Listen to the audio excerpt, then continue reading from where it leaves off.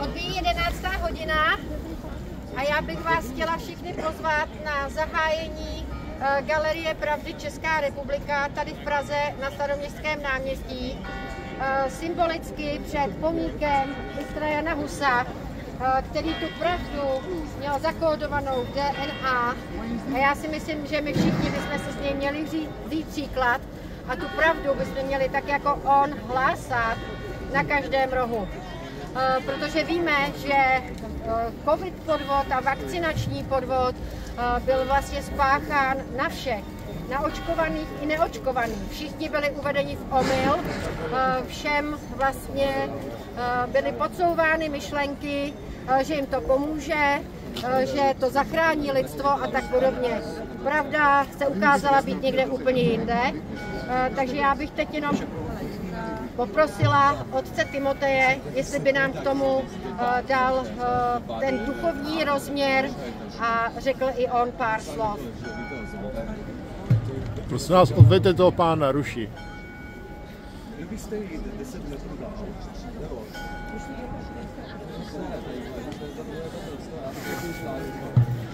se můžeš postavit tam, já vím, já jsem to náměstí. Jsi provokator, víš o tom? Jsi provokator. Ne. Tady je nahlášená akce, která je dovolená. Tento pán i organizátory teď můžou zavolat policii a tam si s tebou dá radu. Tak co?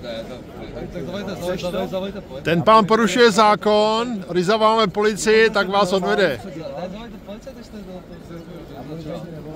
já taky ne, protože já píšu jak stáši. Pojďte, Nediskutujte s ním a ignorujte ho. Teď dělá přesně to, co si přeje, nediskutujte s ním, ignorujte ho. Pojďte, promluvte.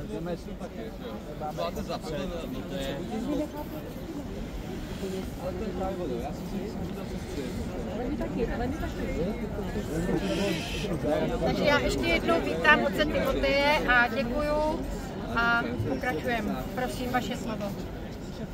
Ako hneď na úvod by som chcel poďakovať pani Ice Kolářové za to, že ma vôbec pozvala na toto podujatie, na otvorenie tejto galérie pravdy. Keď som sa zamýšľal nad jej hlbokým zmyslom, tak som si uvedomil, že to je spomienka na tragické osudy všetkých tých detí, mládeže, rodičov, starých rodičov, starcov, ktorí sa stali obeťami globalistického mengelizmu, ktorý je v podstate vakcinácia proti COVID-19. Tieto tragické osudy sú vlastne hlasom, ktorí volajú a dovolávajú sa pravdy. Akej pravdy?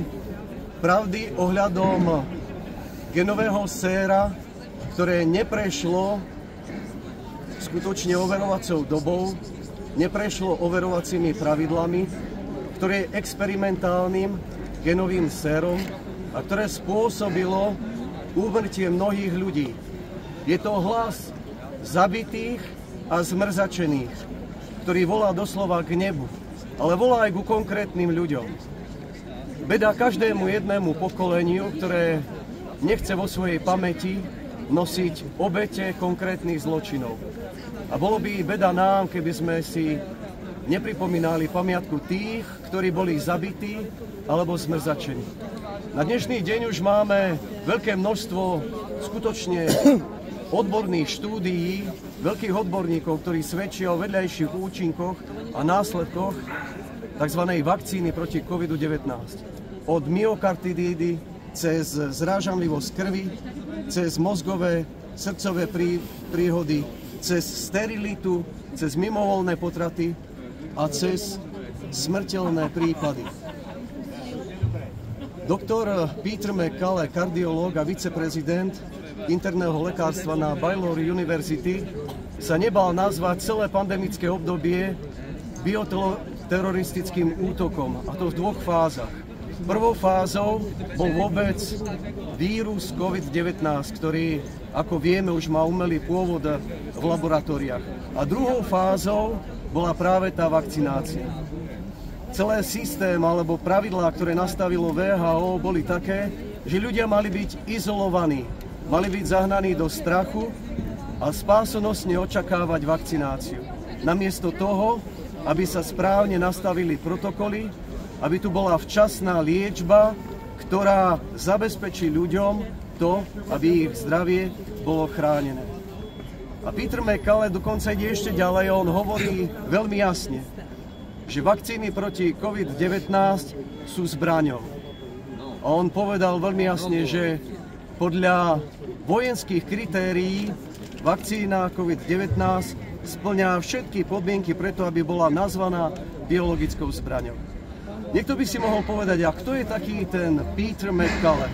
Peter McCallum, ako som už povedal, je viceprezident interného lekárstva na Baylor University a v roku 2021 dokonca dostal vyznamenanie, pretože mal najväčší počet príspevkov v Národnej vedeckej lekárskej knižnici ohľadom liečby COVID-19. A on sám svedčí o tom, že bolo možné predísť úmrtiu viac ako 80% zo 600 000 mŕtvych v USA, keby boli prijaté správne liečebné protokoly.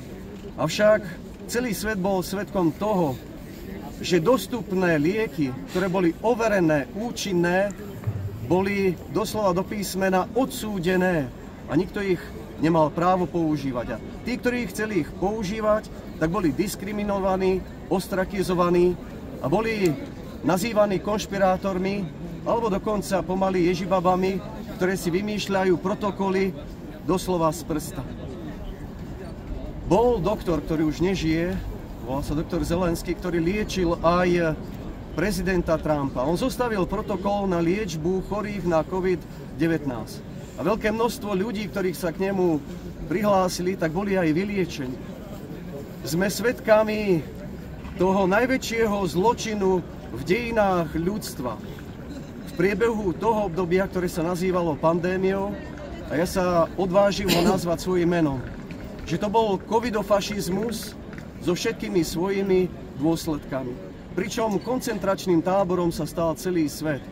A boli sme zahnaní do tohto koncentračného tábora šialencami v radách masmédií, ktoré vyvolávali paniku, strach do takej miery, že mnohí ľudia už len kvôli strachu prijímali vakcíny proti COVID-19. A následky sú desivé. Keď si to zoberiem len štatisticky, je inštitúcia, ktorá sa nazýva VAERS. Je to americký úrad pre evidenciu vedľajších účinkov liečiv. Za necelé 4 roky od tých rokoch 14.12.2020 až do 31.2025 je evidovaných 37 869 prípadov mŕtvych v dôsledku vakcín COVID-19. A vy by ste si povedali, čo je na tom také zvláštne. Problém je v tom, že táto organizácia existuje od 1.1.1990. A za svojich, by som povedal, 30 rokov činnosti zaznamenala táto organizácia oficiálne 6153 prípadov úmrtí v dôsledku všetkých možných vakcín. Za 30 rokov 6153 prípadov v dôsledku všetkých možných vakcín a za necelé 4 roky 37 869 prípadov, a to v dôsledku len vakcín proti COVID-19. Matematicky tu niečo nesvedčí alebo nesedí. Jeden z odborníkov v oblasti epidemiológie a vakcinológie povedal veľmi jasne, že vakcína proti COVID-19 je toto najtoxickejšie, čo sa dostávalo vôbec kedy do ľudského tela. A možno to skutočne zrovnať s prípadmi Mengeleho a s jeho pokusmi v koncentračných táboroch. Sme tu dnes preto, aby skutočne sme si nielen pripomenuli pamiatku tých, ktorí už medzi nami nie sú a ktorí kvôli psychologickému tlaku sa nechali vakcinovať. Ale sme tu preto, aby sme sa dovolávali pravdy ohľadom toho, čo v skutočnosti je vakcína proti COVID-19. Aby sme sa dovolávali pravdy ohľadom všetkých tých reštrikčných opatrení. Vďaka Bohu, na dnes tu už máme veľké množstvo odhalení. A verím, že s tým, čo sa stalo v Amerike, že tých odhalení bude ešte viacej. že postupne sa dozvieme jednotlivé detaily. A práve i táto galéria má prebudiť svedomie ľudí, ako jednotlivcov, ale tak i politikov, i ľudí dobrej vôle, aby sa dožadovali pravdy. Práve preto aj táto galéria nesie symbolický názov Galéria pravdy. A tu by som rád zacitoval slova Jána Husa, ktoré sú veľmi silné. Hledej pravdu, slyš pravdu, uč se pravde, miluj pravdu, mluv pravdu, drž se pravdy, bráň pravdu až do smrti. Protože pravda tě osvobodí od hříchu, od ďábla i do smrti. Nejmilejší žijte podle poznané pravdy, která vítězí nade vším a mocná je až na věky. Skutočne len pravda ohľadom pseudopandémie, covidofašizmu a ohľadom biologickej zbrane, ktorou je vakcína proti COVID-19, môžeme dospieť k tomu, že si uchránime svoje životy a uchránime životy budúcich generácií. So smútkom musím konštatovať, že okolo 70% populácie Zeme je prevakcinovaných. Následky to bude mať drastické, pretože už dnes mnohé ženy nemôžu počať a nemôžu rodiť. Mnohé ženy, ktoré sa nechali vakcinovať počas tehotenstva, potratili. Mnohé deti, ktoré boli vakcinované, ktoré nemali právo byť ani vakcinované, pretože prakticky oni boli svojim imunitným systémom natoľko chránené od všetkého, že nebol dôvod im dávať nejaké vakcíny. Sa stali obeťami doslova covidonacistického terorizmu a fašizmu. Preto voláme i dnes, i my, ako sme tu zhromaždení, aby doslova do písmena, tak ako dnes presvitá slnko svojou krásou, i pravda presvitala v tejto veci. Aby ľudia sa mohli dozvedieť pravdu o tom, čo bolo, ako bolo. Aby každý potom mohol chrániť svoje deti, svoju rodinu, svoju vlast. Neskutočne Boh chráni i český národ, i ten slovenský. Nech Boh dá moc, aby bola zastavená vakcinácia proti COVID-19. Mnohí odborníci sa už tejto veci dovolávajú a doslova žiadajú svoje vlády, aby radikálne zastavili túto vakcináciu, pretože je smrteľná. Tiež Boh skutočne požehná i túto galériu. Tí, ktorí sa obetujú a organizujú túto akciu. Děkujem. A já si myslím, že tahle ta slova, která tady zazněla, tak si opravdu zaslouží velký potlesk. Nie je potrebné. Já si myslím, že tady ani není tak o tom potlesku, ale o tom uvědomit si hloubku toho, co jste tady řekl, právě ten duchovní rozměr celé té akce, protože mně připadá, že ty rádoby mocní od toho se úplně odpoutali a zapomněli, že my, když nabereme tu sílu Boží, tak jsme daleko silnější a ta pravda má mnohem větší šanci nejenom přežít, ale opravdu vyhrát.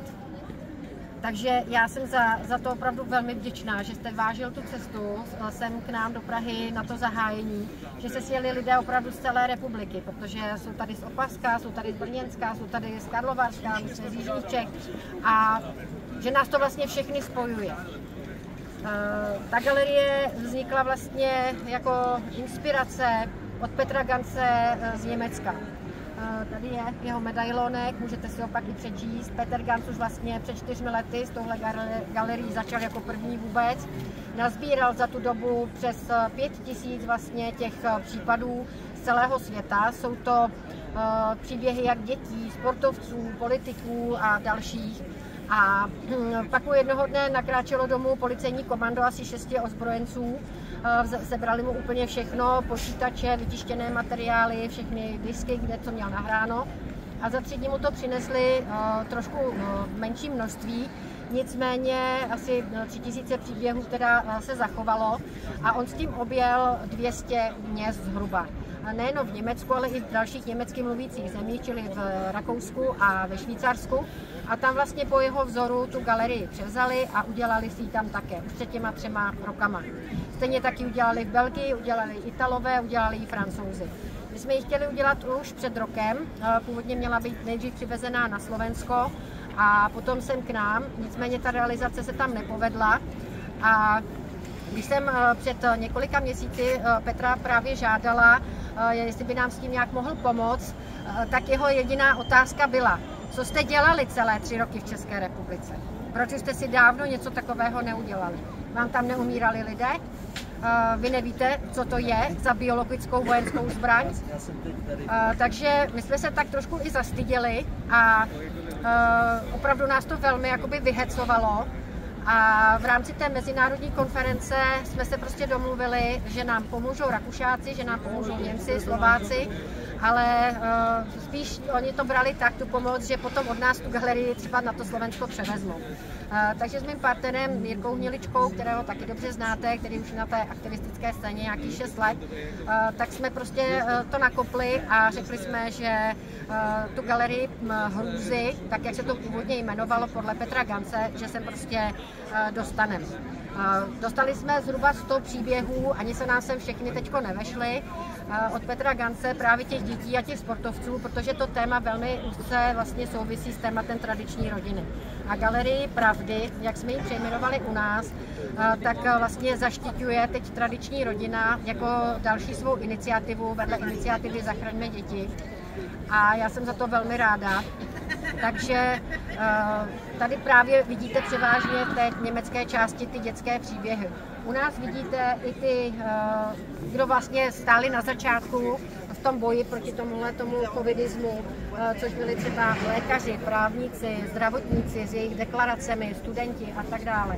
Vidíte tam prohlášení politiků, jak se tehdy k tomu stavěli, o koho jim šlo, o malé děti a o seniory, jak je vysloveně eliminovat.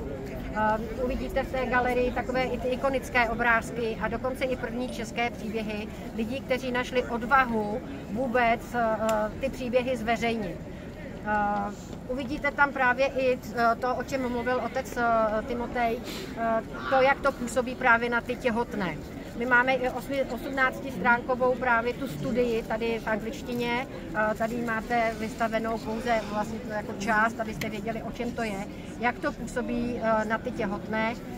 Takže kdo chce, tak si informace najde. Samozřejmě nebyli poškozeni jenom očkovaní. Byli velmi dehonestováni i ty, kteří se očkovat nechtěli. A já bych i jim chtěla vzdát tady úctu a čest, protože opravdu si zažívali neuvěřitelnou perzekuci a ukázalo se, že měli právě tu pravdu.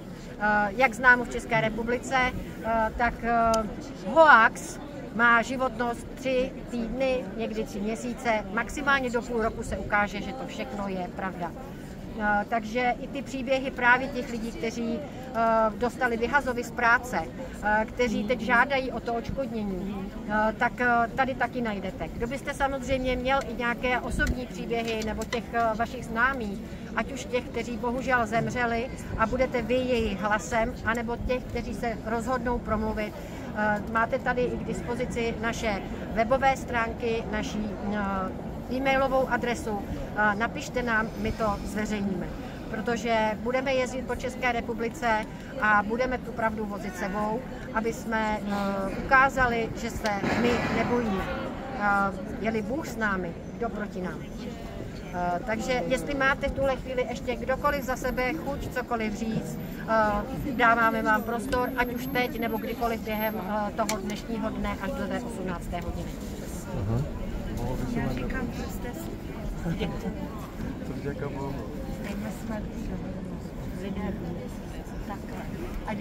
Ja by som k tomu len doplnil, že skutočne to, čoho sme boli svedkami, to pandemické obdobie s tým covidofašizmom, by sa dalo z náboženskej stránky nazvať politickým satanizmom.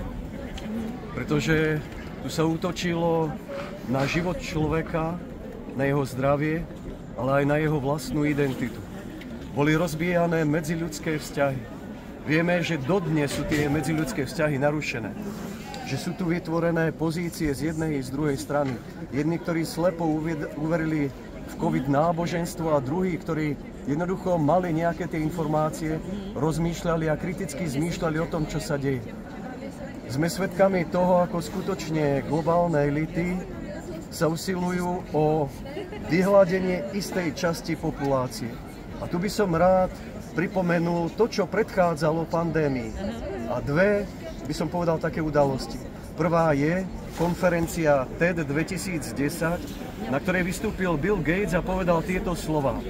Keď odvedieme dobrú prácu v oblasti verejného zdravotníctva, reprodukcie života a vakcinácie, podarí sa nám znížiť počet obyvateľstva o 10 až 15%. On to povedal v roku 2010 a potom už v roku 2020 sme sa stali svedkami toho, čo sa stalo. A skutočne verejné zdravotníctvo i vakcinácia boli použité na to, aby tu dochádzalo k vyhladzovaniu obyvateľstva. Ako inak to nazvať ako len politickým satanizmom. Potom bola ďalšia udalosť, a to Event 201. A v podstate to bola vojenská operácia, simulácia pandémie v roku 2019. Ja sa pýtam, akým spôsobom oni vedeli, čo sa bude diať, ako sa bude diať. Mnohé patenty, napríklad ohľadom aj testovacích prostriedkov, boli patentované pre COVID-19 už niekoľko rokov predtým, ako vôbec nejaký covidový vírus akože vznikol. Človek sa pýta znovu, ako to mohli vedieť. A zrazu vidíme, že sú to plánované operácie skôr vojenského charakteru a skutočne, ako to nazval aj Peter McCullough, ide o bioteroristickú operáciu. A z očí v oči takýmto faktom nikto nemá právo mlčať. Už vonkoncom nie je cirkev. Tu musím ako so smútkom povedať a s veľkou bolesťou, čo urobil tzv. František I. Vatikán bol prvý štát na svete, ktorý nariadil povinnú vakcináciu všetkých obyvateľov Vatikánu. To znamená, všetci zamestnanci Vatikánu museli byť prevakcinovaní. Dokonca nazval jednoducho nechať sa vakcinovať skutkom lásky. Bola to taká manipulácia, aká v histórii nemá obdoby. A bohužiaľ, to bola manipulácia z pozície vysoko postaveného cirkevného úradníka. A ja teraz zo svojej pozície, ako biskupa Byzantského katolíckeho patriarchatu, hovorím presný opak. Pandémia bola skutočne bioteroristickou operáciou a vakcína proti COVID-19 je biologickou zbraňou. Čo tu dodať? Je krásne slovo z Božieho slova. Vzoprite sa diablovi a podriadte sa Kristovi. A diabol od vás utečie. Tým, ktorí milujú Krista, skutočne všetko slúži na dobre.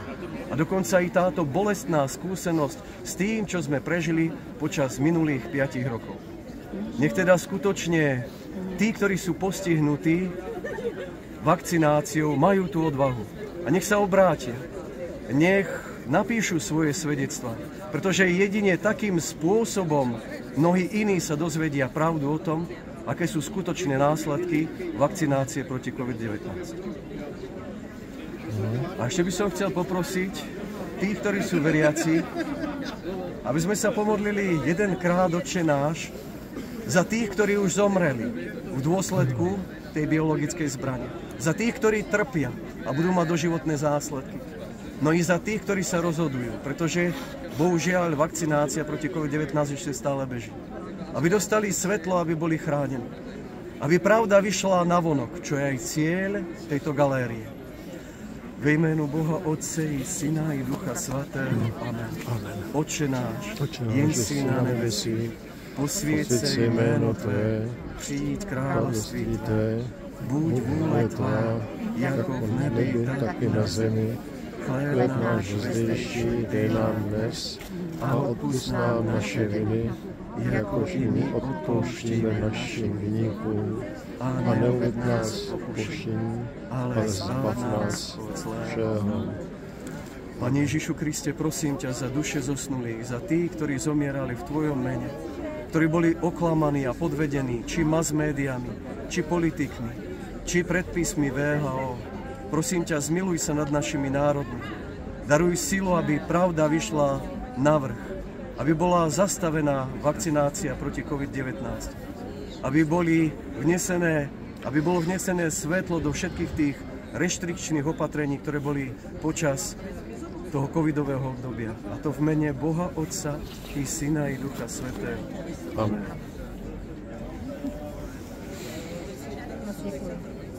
Děkuji za pozvání. Tak. Takže přátelé, já tímto považuji tuto galerii Pravdy Česká republika za oficiálně zahájenou. Odstartovala její pouť tady v Praze. Já doufám, že se s vámi potkám někde počas toho putování napříč Českou republikou, Moravou a Slezskem a že tuhletu zprávu o té pravdě pošlete dál. Takže ještě jednou moc děkuju a jak říkám, kdykoliv v průběhu budete mít chuť, kdokoliv se k tomu nějak vyjádřit, říct třeba nějaký svůj osobní příběh, tak máme tady reportéry, takže k nim na kameru a pokud budete chtít, aby to tady třeba bylo i do budoucna vystaveno, tak nám to napište na náš mail. Takže já moc děkuju. Děkuju samozřejmě vám všem, kteří jste se na tom spolu podíleli, na té realizaci, především ta parta vlastně těch nejbližších přátel, ale i těch, kteří přišli úplně nově. Zvláštní poděkování najdete právě i na webové stránce, takže v první řadě bych chtěla poděkovat Jirkovi Hniličkovi jako svému partnerovi, který mě celou dobu v tom obrovsky vlastně podporoval, který pomohl s tou technickou stránkou věci a který trpěl, když jsem já se ve 2 v noci ráno probudila, protože mě zrovna něco napadlo a chtěla jsem něco udělat. Moc děkuju Simonce Snížkové, která udělala to krásné logo a ty plakátky, které si můžete postupně rozesílat. Děkuju Janice Štefičkové, která měla snahu oslovit média a měla spoustu výborných nápadů, které tady vlastně vidíte v realizaci. Děkuju bojovníkům z Mariánek, děkuju Robertovi, který přijel z Rakouska, děkuju všem vlastně nezávislým médiím, která jsou tady a vůbec vám všem, kteří jste do toho jakkoliv přispěli a ještě třeba přispějete. Máme tady samozřejmě petice, které souvisí s očkováním pro spolek Rosalio. Máme tady petici naší iniciativy Zachraňme děti, takže pokud budete chtít, tak samozřejmě podepište. Můžete i nějaký dobrovolný příspěvek tam dát za náramky nebo za ty placky krásný Zachraňme mír, čím zdravím Šárku Talovou a děkuju celému vlastně kolektivu přátel petičního stánku, kteří nám vlastně tady s tím pomohli, vůbec s tím technickým zázemím. Takže ještě jednou moc děkuju a užijte si krásný dnešní den. Děkujeme. Děkujeme.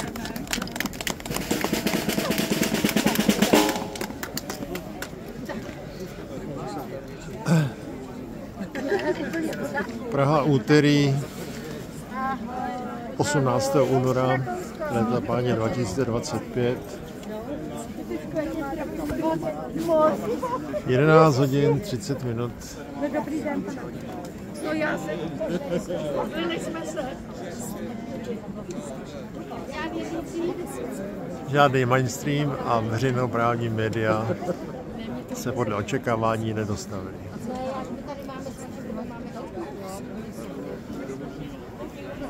Názor nech si udělá každý sám.